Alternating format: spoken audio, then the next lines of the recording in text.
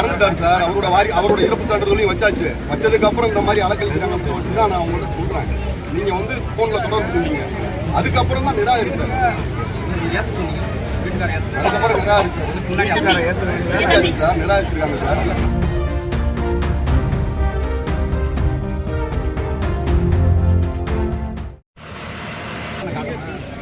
இறந்துட்டாரு சார். அவரோட இறப்பு சான்றிதழையும் வச்சாச்சு. வச்சதுக்கு அப்புறம் இந்த மாதிரி அலக்கழிக்கிறாங்க அப்படின்னு தான் நான் உங்கள்கிட்ட சொல்றேன். நீங்க வந்து போன்ல தொடர்பு சொன்னீங்க, அதுக்கப்புறம் தான் நிராகரிச்சாரு. அதுக்கப்புறம் நிராகரிச்சாரு சார், நிராகரிச்சிருக்காங்க சார்.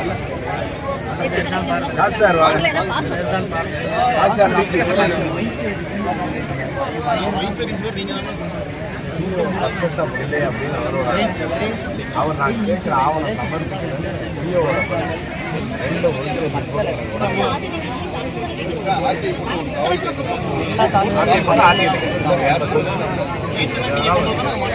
கேட்கறதுக்காக வச்சிருக்காங்க.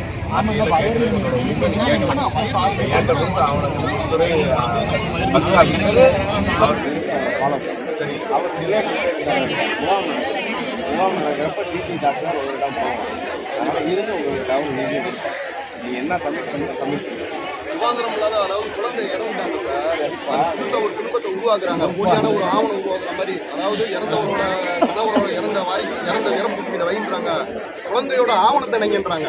அப்ப எப்படி இப்போ ஒரு குடும்பம் நான் பிறக்கிறதுக்கு அவங்க இறந்துட்டாங்க சார். குழந்தை பிறந்து இறந்துட்டு உண்மைதான். குழந்தையோட ஆவணத்தை உருவாக்குற சொல்லி ஒரு போலி. இப்போ நான் காவல்துறை எடுத்து போய் எங்க அத்தா மேல காணாமல் கம்ப்ளைண்ட் பண்ணணும்.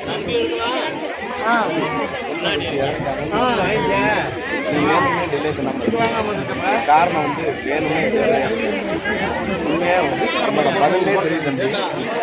பதிலே தம்பி வீட்டுக்காரர் இறந்த ஆவணத்தை அவர் இணைச்சிட்டோம்னு அவர் சொல்லிட்டாருல.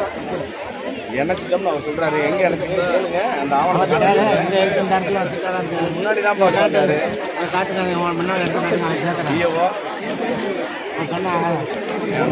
பதில் எனக்கு இருக்கு.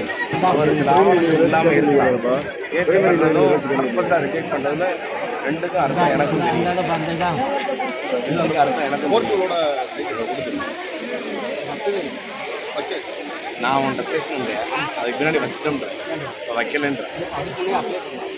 அப்ளை பண்ணதில் வைக்கலன்னா நீங்கள் கேட்டுக்கலாம் வைக்க சொல்லி